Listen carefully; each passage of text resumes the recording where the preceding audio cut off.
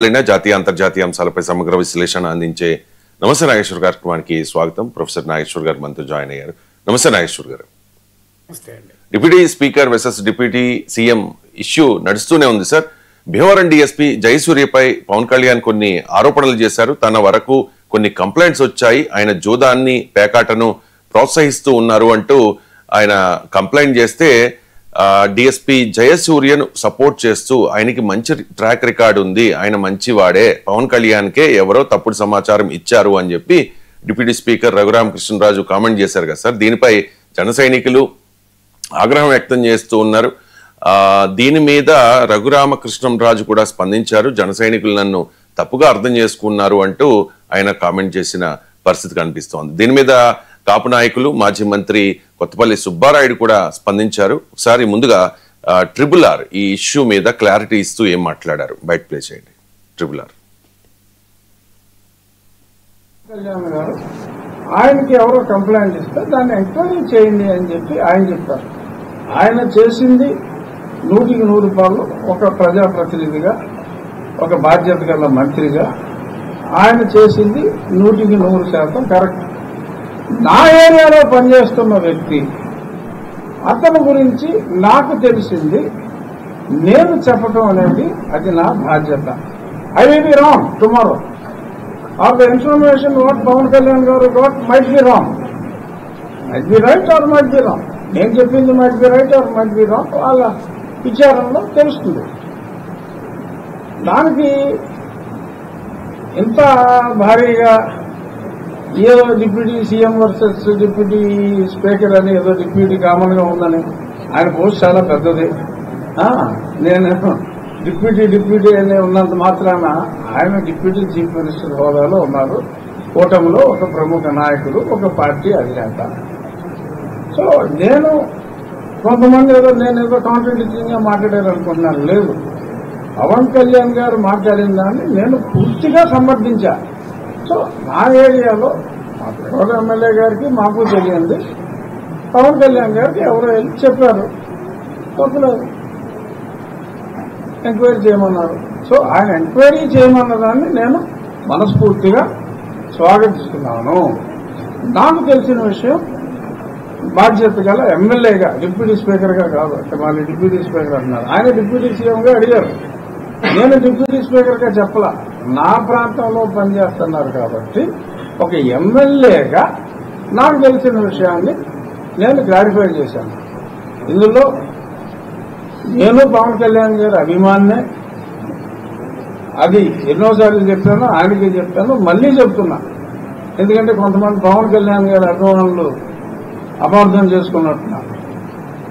So నేను ఆయన నిర్ణయాన్ని సమర్థిస్తూ నా మనసులో ఉన్నది నేను చెప్పడం జరిగింది. డిప్యూటీ సీఎం హోదాలో పవన్ కళ్యాణ్ డిఎస్పీ జయసూర్య మీద చేసిన ఆరోపణల మీద ట్రిపుల్ ఆర్ స్పందన మీద జన సైనికులు చాలా ఆగ్రహం వ్యక్తం చేస్తూ సోషల్ మీడియాలో కూడా విపరీతంగా ట్రిపుల్ ఆర్ ని ట్రోల్ చేసిన పరిస్థితి సార్. దానికి అంటే డ్యామేజ్ కంట్రోల్ గా రఘురామకృష్ణరాజు క్లారిటీ ఇచ్చే ప్రయత్నం చేశారు. దీని మీద జనసేన నేత మాజీ మంత్రి కొత్తపల్లి సుబ్బారాయుడు కూడా స్పందించారు. ఒకసారి సుబ్బారాయుడు బయట.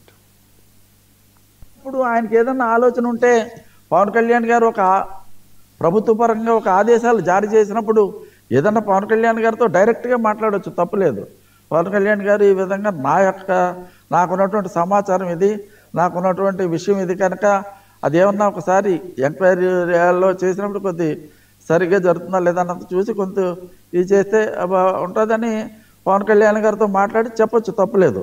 అలా కాకుండా ఒక ప్రెస్ మీట్లోనూ లేకపోతే వాటిలోనూ స్పందించడం అన్నది సరైన విధానం కాదు. పవన్ కళ్యాణ్ గారు ఎంక్వైరీ చేసి ఆదేశించినప్పుడు అబ్బాయి ఆ వ్యక్తి మంచోడు అని చెప్పడం అంటే అక్కడ సందర్భానుసారంగా కరెక్ట్ కాదు. నివేదిక వచ్చేది వరకు మీరు వెయిట్ చేయాలి కనీసం, లేకపోతే పవన్ కళ్యాణ్ గారి దగ్గరికి వెళ్ళి మాట్లాడాలి తప్ప ఆ విధంగా పవన్ కళ్యాణ్ గారు ఇచ్చినటువంటి ఆదేశాల మీద అంత రొటీన్గా మాట్లాడటం అన్నది మరి కరెక్ట్గా ఏదైతే రఘురామకృష్ణరాజు గారి స్థాయికి కరెక్ట్ కాదని సందర్భంగా తెలియపరుస్తూ ఉన్నప్పుడు ఆయనకి ఏదన్నా ఆలోచన ఉంటే పవన్ కళ్యాణ్ గారు ఒక ప్రభుత్వ పరంగా ఒక ఆదేశాలు జారీ చేసినప్పుడు నాగేశ్వర్ గారు, నిన్న ఈ విశ్లేషణలో ఇదే పాయింట్ మీరు రైజ్ చేశారు. ఓపెన్ గా చెప్పడం కాదు, చెప్పాల్సి ఉంటే వాళ్ళ మధ్య సఖ్యత ఉంది కాబట్టి, కూటమిలో ఉన్నారు కాబట్టి ఆ విషయం ఏదో పవన్ కళ్యాణ్కే చెప్పొచ్చు కదా అని చెప్పి అదే విషయాన్ని సుబ్బారాయుడు ఇప్పుడు రేస్ చేస్తున్న పరిస్థితి ఏంటి సార్?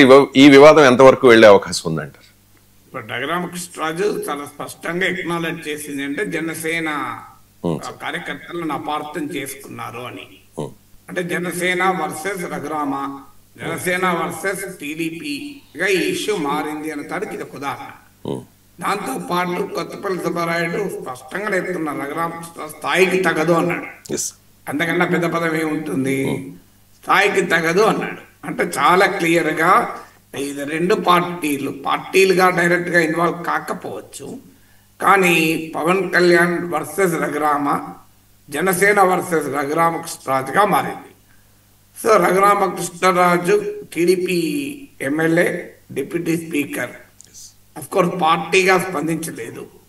అందువల్ల మనం దీన్ని జనసేన వర్సెస్ టీడీపీ అని పూర్తిగా చెప్పలేము.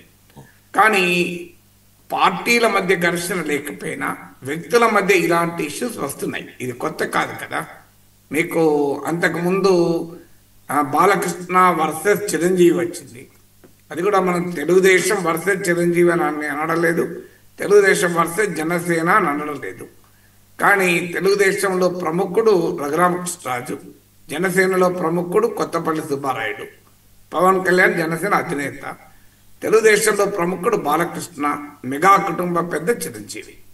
పార్టీల మధ్య వివాదం కాకపోయినా వ్యక్తుల మధ్య వివాదం కూడా అదేమీ శోభనివ్వదు కదా. సో బాలకృష్ణ వ్యాఖ్యానించిన తీరు, చిరంజీవి దానికి చాలా సూటిగా విదేశాల నుంచి కూడా స్పందించిన తీరు, దానికి చంద్రబాబు నాయుడు, పవన్ కళ్యాణ్ సమర్థవంతంగా ఆ క్రైసిస్ ను టైడ్ ఓవర్ చేశారు. ఎక్కడ దాన్ని పొడిగించకుండా జాగ్రత్త పడ్డారు. పవన్ కళ్యాణ్ సంయమనం పాటించారు, చిరంజీవి సంయమనం పాటించారు. మొత్తం ఏంటంటే చంద్రబాబు నాయుడు బాలకృష్ణను ఇంకా తర్వాత కంటిన్యూ చేయకుండా ఆపగలిగాడు. అది అయిపోయింది అనుకున్న తర్వాత ఇది మళ్ళీ మొదలైంది. అంతకు ముందు అసలు పవన్ కళ్యాణ్ ముఖ్యమంత్రి చంద్రబాబుగా ఈ కూటమి అధికారంలోకి వచ్చింది. ఇక రెండవ ఉప ముఖ్యమంత్రి ప్రసక్తే లేదు, ప్రశ్నే రాదు. ఇది నేను చెప్పడం కాదు, మీకు బుచ్చయ్య చౌదరి చెప్పాడు. ఆ అవగాహన ప్రకారం పవన్ కళ్యాణ్ ఉప ముఖ్యమంత్రి, మరో ఉప ముఖ్యమంత్రి అనే ప్రసక్తి లేదని. కానీ తెలుగుదేశం మంత్రులు ఓపెన్గానే లోకేష్ ఉప ముఖ్యమంత్రిని, ఈవెన్ చంద్రబాబు లోకేష్ల సమక్షంలో కూడా మీకు ముఖ్యమంత్రి కూడా లోకేష్ అని ఇలా మాట్లాడారు. అది కూడా జన సైనికుల్ని నొప్పించింది. ఎందుకంటే పవన్ కళ్యాణ్ స్థాయిని తగ్గించడానికి ఇది దోహదం చేస్తుందని. తెలుగుదేశం వారు లోకేష్ స్థాయిని పెంచడానికి తపన పడచ్చేమో, కానీ ఆ పరిణామం అనివార్యంగా పవన్ కళ్యాణ్ స్థాయిని తగ్గిస్తుంది. ఇప్పుడు 1 డిప్యూటీ చీఫ్ మినిస్టర్ నుంచి 2 డిప్యూటీ చీఫ్ మినిస్టర్స్ వచ్చినప్పుడు ఆటోమేటిక్గా తగ్గుతుంది. అందుకే తెలంగాణలో బట్టి విక్రమార్క ఒక్కరే డిప్యూటీ సీఎం, ఆంధ్రప్రదేశ్లో పవన్ కళ్యాణ్ ఒక్కరే డిప్యూటీ సీఎం, కర్ణాటకలో మీకు డికే శివకుమార్ ఒక్కరే డిప్యూటీ సీఎం. ఇప్పుడు జగన్ క్యాబినెట్లో 5 డిప్యూటీ సీఎం ఉన్నాడు, 5. ఎందుకంటే ఆ ప్రాధాన్యత తగ్గించారు కూడా. కానీ మంత్రులు బహిరంగంగానే చంద్రబాబు నాయుడు సమక్షంలో కూడా లోకేష్ను పెంచడం అనే క్రమం లో భాగంగా పవన్ కళ్యాణ్కు తగ్గిస్తున్నట్లు అనిపిస్తుందని తెలిసి కూడా వ్యాఖ్యానించారు. అది కూడా అప్పుడు తెలుగుదేశం జనసేన మీద వివాదమైంది. 3. 4వది హోంమంత్రి పైన పవన్ కళ్యాణ్ బహిరంగంగానే చేసిన వ్యాఖ్యలు మనం చూసాం. ఇవన్నీ డాట్స్ కనెక్ట్ చేస్తే ఏమవుతుంది అనేది క్వశ్చన్. సో దిగు క్షేత్రస్థాయిలో ఆల్రెడీ చాలా చోట్ల ఈ ఇబ్బందులు ఉన్నాయి. ఇప్పుడు స్థానిక సంస్థల వరకు వచ్చేటప్పటికి ఇంకా ఇది ఇష్యూస్గా మారుతూ ఉండే ప్రమాదం ఉంది. సో ఇందులో మరి ఈ పరిణామాలు దేనికి సంకేతం? వీళ్ళెవరూ మామూలు వ్యక్తులు కాదు. రఘురామకృష్ణరాజు డిప్యూటీ స్పీకరు, వైసీపీ వ్యతిరేక పోరాటానికి తెలుగుదేశం అనుకూల మీడియాలో ఒక సింబల్గా ప్రజెంట్ చేయబడినటువంటి నాయకుడు. సో రఘురామకృష్ణరాజు జగన్ బాధితుడు, ప్రత్యక్ష బాధితుడు. రఘురామకృష్ణరాజుకు మరి కొత్తపల్లి సుబ్బారాయుడు అన్నది నేను నిన్ననే చెప్పాను, మీరు అన్నట్టు. నేను ఫస్ట్ రియాక్షన్ అది పవన్ కళ్యాణ్తో నేరుగా మాట్లాడవచ్చు కదా, దాన్ని బహిరంగంగా వ్యాఖ్యానించిన అవసరం లేదు అని. అందులో deputy speaker chief minister executive, ఆయన ప్రభుత్వంలో ఉన్నాడు. అది ఎగ్జిక్యూటివ్ ప్రభుత్వంలో ఉన్న వ్యక్తికి ఆదేశించేటువంటి అవకాశం ఉంటుంది. అఫ్కోర్స్ అది హోంమంత్రి పరిధిలోకి రావచ్చు. పవన్ కళ్యాణ్ ప్రత్యక్షంగా ఎలా ఆదేశించాడనే సాంకేతిక పరమైన అంశం ఉండవచ్చు. నేను అది కూడా చెప్పాను. ఎందుకంటే చీఫ్ మినిస్టర్ ఇది constitutional post, deputy chief minister ఇది only political post. Is like another minister మాత్రమే. డిప్యూటీ చీఫ్ మినిస్టర్ ప్రత్యేకమైన కాన్స్టిట్యూషనల్ రికగ్నిషన్ ఉంటుంది. ఆ టెక్నికల్ అంశం ఎలా ఉన్నా పొలిటికల్ గా డిప్యూటీ చీఫ్ మినిస్టర్ గా ఉన్న పవన్ కళ్యాణ్ కూటమిలో నెంబర్ 2. అందువల్ల ఆ పొలిటికల్ హోదా ఉంది గనక అది కూడా ఒక చిన్న విషయం గనక నేరుగా ఎస్పీకి ఆదేశించమనడం పెద్ద ప్రోటోకాల్ ఉల్లంఘన అయితే కాదు. అఫ్ కోర్స్ హోంమంత్రి చెప్పి ఉంటే బాగుండేది, కానీ still it is not a violation of protocol. డీజీపీకి చెప్పినా ఎస్పీకి చెప్పినా అదే ప్రోటోకాల్ వయలేషన్ కిందికి వస్తుందని నేను అనుకోను. అందువల్ల అలాంటప్పుడు డిప్యూటీ స్పీకర్ ఎందుకు ఎంటర్ కావాలి? నేను డిప్యూటీ స్పీకర్గా ఎంటర్ కాలేదు, ఎమ్మెల్యేగా ఎంటర్ అయ్యాను అన్నాను. ఎమ్మెల్యేగా కూడా ఎంటర్ అయినా మీ కూటమి ఉప ముఖ్యమంత్రి ఆదేశించినప్పుడు దానికి కౌంటర్ ఆర్గ్యుమెంట్ను బహిరంగంగా చెప్పడం ద్వారా ఏ సంకేతం పోతుంది మీకు? అంటే డిప్యూటీ చీఫ్ మినిస్టర్ తప్పని, ఆయన అవగాహన తప్పని పోతుంది. మరి డిప్యూటీ చీఫ్ మినిస్టర్ ఇచ్చిన ఆదేశాలని సీరియస్గా అధికారులు తీసుకుంటారా అనే ప్రశ్న ఎదురవుతుంది. కూటమిలోనే ఒక నాయకుడు డిఎస్పీని వ్యతిరేకిస్తే ఒక నాయకుడు సమర్థిస్తున్నాడు. ఒక డిఎస్పీ విషయంలో ఇద్దరు నేతలు పోటీ పడుతున్నారనే భావన వస్తుంది. దీన్ని ఎవాడి చేసి ఉండాలి కదా రఘురామకృష్ణరాజు. రఘురామకృష్ణరాజు ఏమీ అమాయకుడు కాదు. బహుశా ఆయన కాన్షియస్ గానే డెలిబరేట్ గానే దీన్ని బహిరంగంగా చెప్పి ఉంటాడు. చెప్పకుండా ఏదో పొరపాటున నోరు జారే వ్యక్తి కాదు. గంటలు మాట్లాడగలిగే సామర్థ్యం ఉన్న నాయకుడిగా మనం జగన్ ముఖ్యమంత్రిగా ఉన్న సమయంలో చాలా చాకచక్యంగా, చాలా డిప్లొమాటిక్గా, చాలా ఆచితూచి కూడా మాట్లాడేవాడు మా నాయకుడు జగన్మోహన్ రెడ్డి. మా పార్టీ యువజన శ్రామిక రైతు కాంగ్రెస్ అంటూ టీవీలో మాట్లాడక చూశాను. అందువల్ల రఘురామకృష్ణరాజు కాన్షియస్ గానే రియాక్ట్ అయి ఉంటాడు. సో ఆ రియాక్షన్ డెఫినెట్గా ఇప్పటి వరకు మరి చంద్రబాబు నాయుడు విదేశాల్లో ఉన్నాడు, అది జనసేన వాళ్ళు నొచ్చుకున్నారని చెప్పి రఘురామకృష్ణరాజే చెప్తున్నారు.